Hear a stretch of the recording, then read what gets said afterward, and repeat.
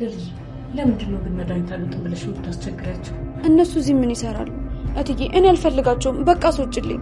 መምሯ ደግሞ በጣም ነው የምታስፈራው። እሺ ይወጣሉ፣ ግን ማስወጣቸው መድኃኒትሽን ስትውጪ ብቻ ነው። እሺ ምግብም እኮ አልበላቸው። ትበላለች። የኔ ልጅ ጠንካራ ናት። ይሄን ጊዜ ደግሞ ማለፊያ ክብዳት። ምግቡን አምጪልኝ የኔ እናት።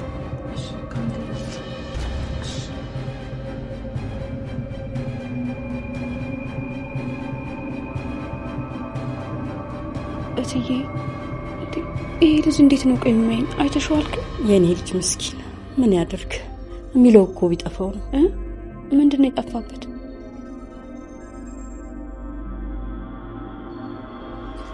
የኔ ልጅ ምግብሽን በልተሽ መድኃኒትሽን ከዋጥሽ በኋላ እናወራለን። አይ እነሱ ካልወጡ አልበላምም አልውጥምም። አስወጫቸው። ልጆቼ እስኪ ውጭ ጠብቁኝ።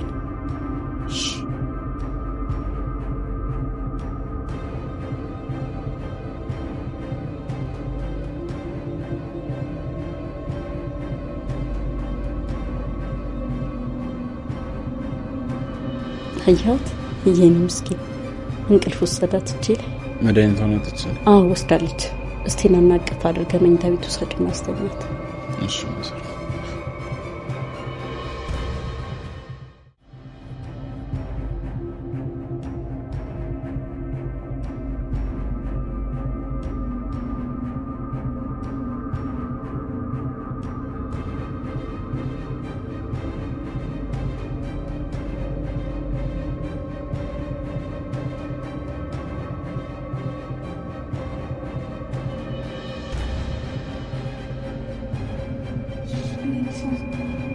አታስቢ፣ መድኃኒቷን ወጣለች። ትንሽ አረፍ ትበል ብዬ። በጣም አመሰግናለሁ። ምን አደረኩላት ብለሽ ነው? ለልዬ ለኔ ያደረገችልኝን አታውቂም? ከዚህ በላይ ማድረግ ነበረብኝ። ከዚህ በላይ ምን ታደርጊያለሽ? እኔማ እኮ ሀሳብ ገብቶኝ ነበር። ላንቺ ብላ ስለወሰደች ደስ ብሎኛል። አደራሽ ልጄ ለልዬን ተንከባከባት። ማዘሩት ቆያለሽ? አንተ ሄድ ልጄ፣ እኔ ትንሽ እቆያለሁ። እሺ በቃ አይደል ለልጅ አደራሽ። አዲስ ነገር ካለ ደውይልኝ። እሺ ደውላለሁ። በል በቃ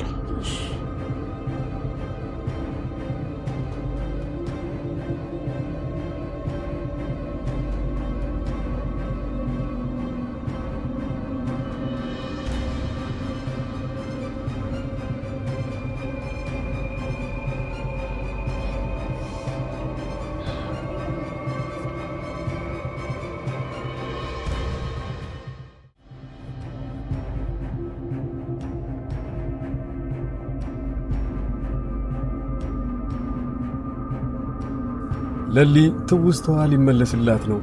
በስተመጨረሻ አካባቢ ላይ ጭንቅላቷን አሟት እያዞራትና የዚህ በፊት ያሳለፈችውን እንዳለ ሙሉ ለሙሉ ጭንቅላቷ ላይ እየመጡባት ለማስታወስ እየሞከረች ባለችበት ሰዓት ላይ ነበረ ድራማ ያለቀው።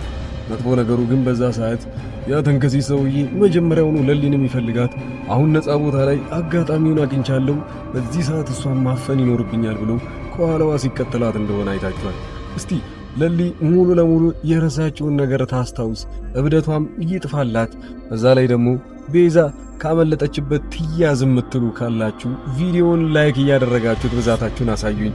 የመጀመሪያው ነገር እንግዲህ የለሊ ጉዳይ ብዙዎቻችሁን አሰልችቷችኋልና አንዳንዶቹ ያምርባታል የዚህ ጉዳይ ላይ በየመሃሉ በዛ ላይ ሰዎችን የምታባረው ነገርና እያንዳንዳቸውን ሰዎች ከዚህ በፊት የምትወዳቸውንም ጭምር አሁን ላይ እንደማታቃቸው ሰው ሆና እንደውም አጠገቧ ሲሆኑ እሷ ምንም አይነት ምቾት እንደማይሰጣት ሁላ ስትናገር ነበረ።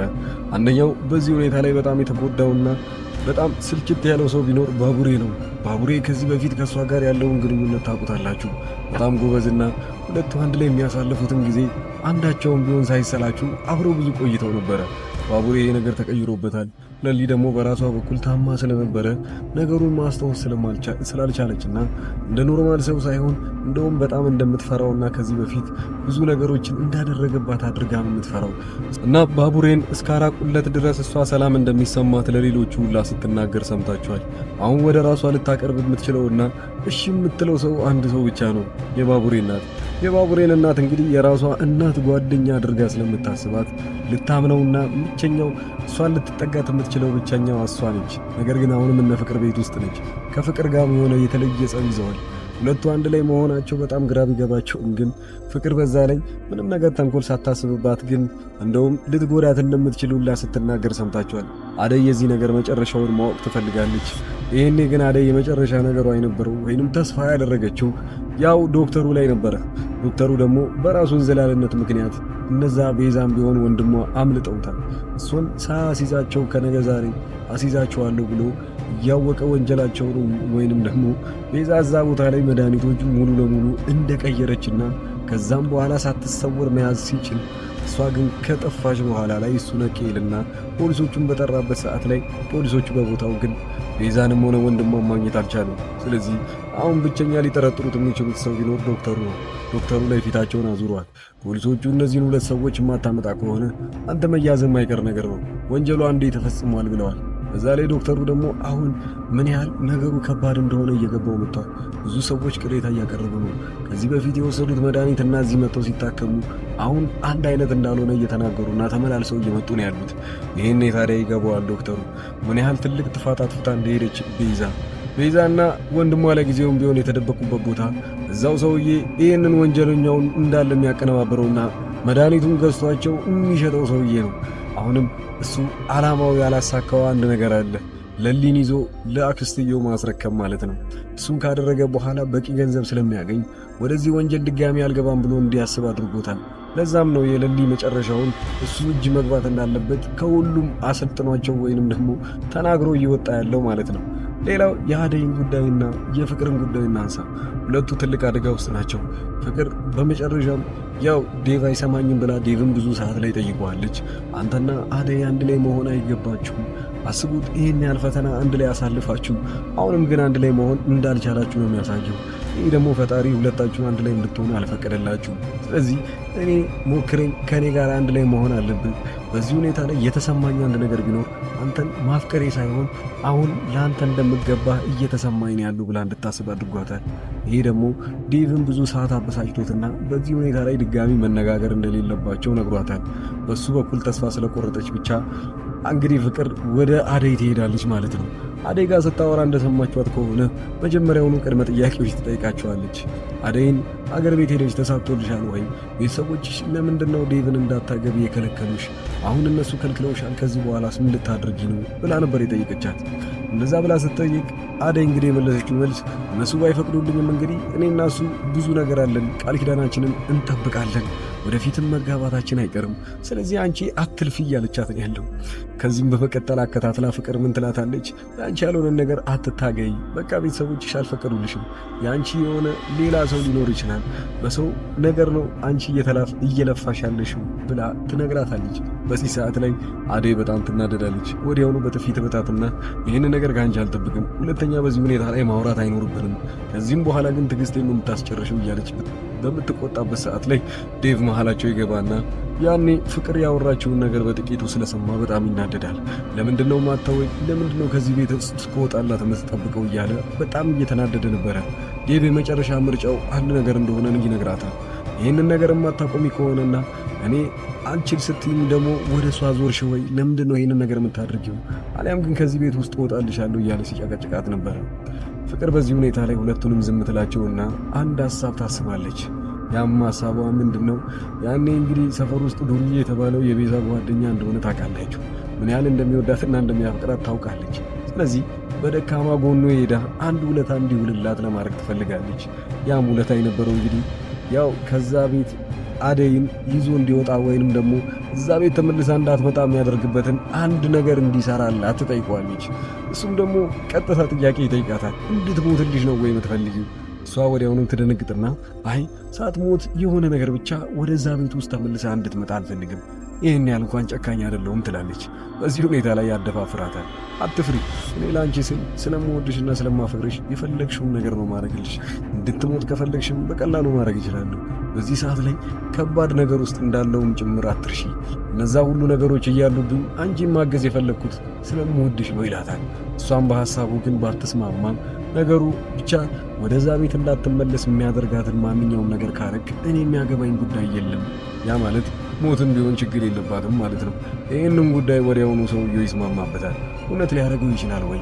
ፍቅር በዚህ ሁኔታ ላይ ምን ያህል ጨካኝ እንደሆነችና ከቤዛ እንደማትተናነስ ጭምር ነበር ያሳየችው። ቀጣዩ ክፍል ላይ ምን ይፈጠር ይሆን? እናንተ በዚሁ ሐሳብ ላይ ያላችሁን እያስቀመጣችሁልኝ። ሌላው እነ ቅምጥል እነ ዳይመንድ ሌሎቹም ድራማው ላይ አሁንም ድራማውን እንዳሞቁት ነው። እነ ቅምጥልም ቢሆን ይህንን ጉዳይ ላይ ፍቅራቸው መሃል ጥልና ነገሮች እየተከሰቱ ቢሆኑም ግን አሁንም ድረስ አንድ ላይ ናቸው። ቅምጥል በጣም ቅናተኛ ከመሆኑ የተነሳ ያው ኪንጎ ላይ የሚመጡ ሰዎችን እንዳለ አባራቸው፣ ብቻህን መሆን አለብህ እያለች ስትነግረው ነበረ። ወደ ውጪ መሄድ የሚፈልገውም ልጅ እንግዲህ ሚስቱን ወይንም ፍቅረኛውን ማሳመን አልቻለም። እሷ አብሬ ወደ ውጪ መሄድ አልችልም፣ እዚሁ ነው አብረን መኖር ያለብን ይላታል። ሰውየው ግን ብዙ አይነት ነገሮች አሉት ወደ ውጪ እንዲሄዱ የሚያደርጉት ምክንያቶች። የመጀመሪያው ነገር እዚህ ድረስ መጥተው እያባረሩት ያሉት እነዛ ከበፊትም ጀምሮ ጠላቶቹ እዚህ ድረስ መጥተው እንደሚፈልጉትና አሁን ማምለጥ እንዳለበትና አብሯት እንዲሄድ ቢጠይቃትም ግን እሺ እንዳላለችውና እዚሁ አንድ ላይ ቁጭ ብለን ነገሩን ማሳለፍ ይኖርብናል ብላ ነው የመጨረሻ ድምደማዋን የሰጠችው። አደይስ በዚህ በኩል ምን ሊያጋጥማት ይችላል? ከፍቅር የተሰጣትን ተንኮል በአግባቡ ታውቀውና ቀድማ ትጠነቀቅ ይሆን ወይንስ ትሸንፋለች? ሌላው የሌሊ ጉዳይ ስውስቷ ይመለስላታል ወይ? ቀጣይ ክፍሎች ላይ ሙሉ መልሱን የምናገኝ ይሆናል። እዚህ ቻናል ላይ ሰብስክራይብ አድርጋችሁ የወደፊት ብዙ የሚለቀቁ ድራማዎችን በዚህ መልኩ ማቀርብላችሁ ይሆናል። ቪዲዮ ከተመቻችሁ ላይክ ማድረጋችሁን አትርሱ። ከዚህ በመቀጠል ያለው ቪዲዮ ላይ የራሴን የግል ስራዬን ማስተዋወቃችሁ ይሆናል። አዘዝ የምትፈልጉ ካላችሁ አዲስ አበባ ውስጥ ሆኜ የተለያዩ እቃዎችን እየላኩ እገኛለሁ። ይሄኛው ዋይፋይ እና ይሄኛውን ስልክ አንዲት እህታችን ናት ያዘዘችኝ። እዚሁ አውቶቡስ ተራ አካባቢ የሚደርስ እቃ ነው። ወንድሟ ልደት ሳትነግረው እቃ ልኬልሃለሁ ሳትለው ስልክ ቁጥሩን ብቻ ሰታይ እኔ ወዲያውኑ የልደቱ ቀን ሄጄ እምሰጠው ይሆናል ማለት ነው። እናንተ የምትፈልጉት ስጦታ ብቻ መስጠት ሳይሆን ለቤተሰቦቻችሁ የምትፈልጉት እቃ ካለ ማንኛውንም እቃ እየላኩ እገኛለሁ። ከዚህ በፊትም እቃ ያዘዛችሁኝ ልጆች እስቲ ኮሜንት አድርጉ። ሌላኛው ይሄ ደግሞ 40,000 ፓወር ባንክ 40,000 ማለት አንድን ስልክ ከ10 ጊዜ በላይ ቻርጅ ያደርገዋል። ይሄንን እኔ ጋር ማግኘት ትችላላችሁ። ይሄ ደግሞ ወደ ሀገር ቤት የሚላክ ነው። ወደ ደሴ አካባቢ የሚላክ እቃ ነው ማለት ነው። ይሄንን እኔ ጋር በ10,000 ብር ብቻ ታገኙታላችሁ። ሌላው እቺ ትንሿ ደግሞ 20,000 አምፒር ነች።